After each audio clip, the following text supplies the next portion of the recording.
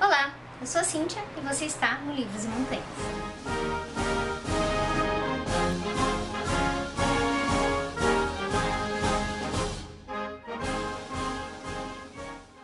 Nesse vídeo a gente vai voltar a falar sobre Os Miseráveis. Eu tinha feito um vídeo anteriormente falando sobre a leitura dos Miseráveis, eu ainda estava na metade, não tinha terminado a leitura do livro, e eu comentei um pouquinho sobre o começo da história, né? Como é que estava sendo a minha leitura.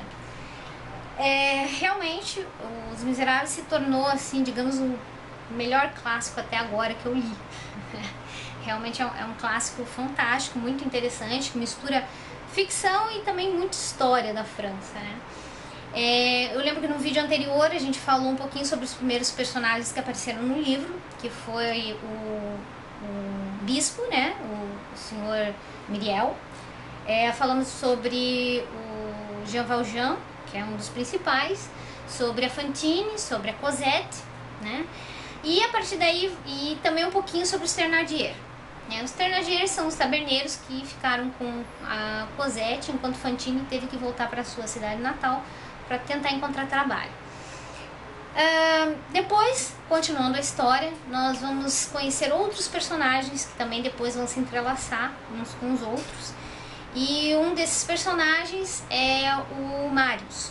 O Marius é um filho de um bonapartista, cujo avô não gostava muito dele, né? Mas ele se casou com a filha desse homem e acabou que, como ele estava quando a mulher morreu, ele não tinha como criar o menino sozinho, ele deixou com o avô, né?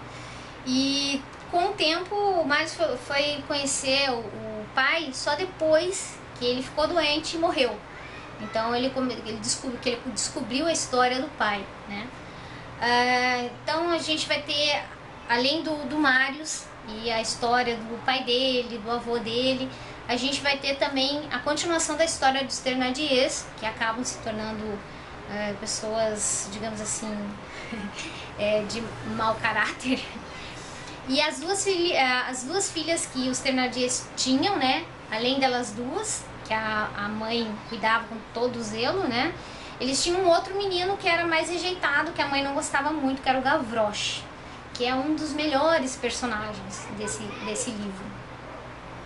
E que infelizmente tem um fim complicado, um fim trágico, né? Mas é interessante descobrir, quando eu sabia que ia acontecer alguma coisa com esse menino, mas não sabia como. E é muito interessante não só conhecer a vida do Gavroche, né, que ele levava nas ruas, como também a vida, como também a maneira que veio o fim dele, né?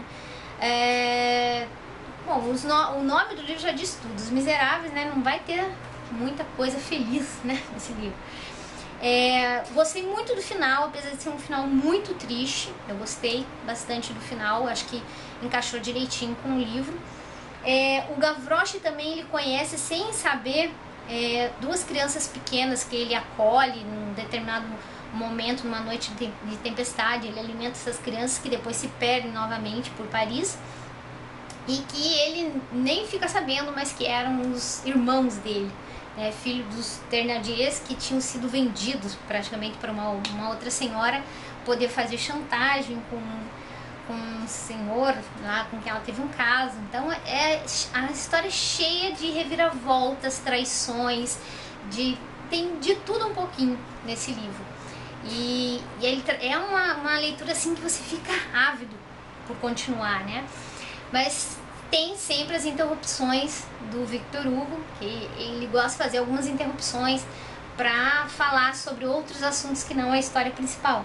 Então, volta e meia ele vai ter alguns capítulos descrevendo como era a gíria na França, ou então outro capítulo explicando como eram os esgotos de Paris desde a Idade Média, né? Então você aprende muito da história do país, né? Além de você ter uma história super fantástica, super prende, assim, sabe? Você quer saber, você fica ansiosa para saber o que vai acontecer com os personagens, né? Às vezes você até prevê que pode acontecer determinadas coisas, você fica com o coração na mão, esperando que aquilo não se concretize ou se concretize, dependendo do que você está pensando sobre a história, né? Mas é muito interessante, é um dos melhores clássicos que eu li até agora. E aproveitando, eu também fiz a coleção que saiu nas bancas dos grandes clássicos da literatura em quadrinhos, da Del Prado, e o volume 11 e 12 é dos Miseráveis, né? Então aqui eu tenho o volume 1 e o volume 2, tá? É um quadrinho interessante, ele faz um bom resumo da história, mas não chega nem aos pés da narrativa do Victor Hugo.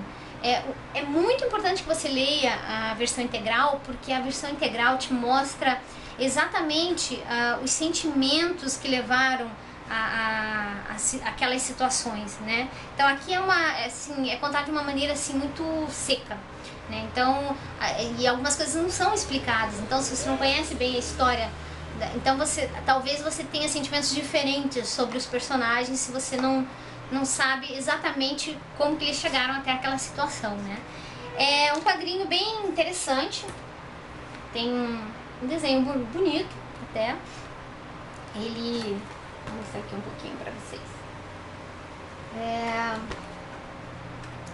Mas ele tem uns apêndices que falam sobre o autor e a obra, mas é importante que, se você realmente quer ler a versão integral, que você não leia esse anexo, porque ele dá muitos spoilers, né, com mais detalhes do que eu costumo dar. Né? Mas é muito interessante que você aprende um pouquinho mais sobre o contexto da época, né? Fala sobre Victor Hugo, fala sobre o contexto histórico, e no segundo volume você tem também sobre os personagens.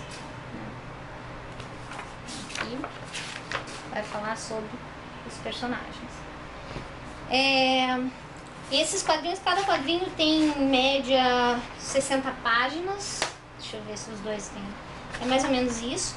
Mais ou menos 60 páginas. São todos de capa dura. São muito bonitos. E fala um pouquinho sobre quem foi Victor Hugo, né? Que foi um republicano. Na verdade, ele começou como um monarquista por causa da mãe, mas depois se tornou um republicano convicto, né? E ele defendia as mulheres e as crianças, né, os direitos das mulheres e das crianças, que eram muito explorados naquela época, né? As crianças com 8 anos ou menos já tinham que trabalhar em minas e carvão por 18 horas. E as mulheres que já ganhavam menos que os homens, as crianças ganhavam menos que as mulheres, né? E corriam muito mais riscos, né? Porque não eram operários credenciados para o que faziam, né? Então ele defendeu muito isso, defendeu os miseráveis da época dele, né? As condições que o povo vivia, né? Daquela época. E ele também foi um defensor assim muito enérgico contra a pena de morte, que na época era instaurada na França, né? Então qualquer coisinha matava o povo. E as leis eram exageradamente, como posso dizer, elas não tinha assim não se distinguia, né, de uma pena mais leve, de outra. Todas as penas tinham o mesmo castigo, né? Então, mesmo que você tivesse só roubado um pão, ou se você tivesse assassinado uma pessoa, era o mesmo castigo. Você ia preso para as galés e era assim sofria um tratamento terrível na prisão, e depois que saía da prisão ainda sofria um preconceito muito, muito difícil, né? Porque você não era aceito mais na sociedade, né? Quando se descobria que você tinha sido preso uma vez, nunca mais você era aceito pela sociedade. Então você era execrado, né? Era um pária na sociedade. Então ele defendeu muito isso na França, e foi realmente uma figura muito importante para sua época, Os Miseráveis foram escritos também, como era moda na época, em formato de folhetins. E, se eu não me engano, foi em 1862, deixa eu ver se eu não me engano, acho que foi isso, em 1862 que ele foi publicado como livro e imediatamente foi traduzido para diversos idiomas. Então é uma obra imperdível.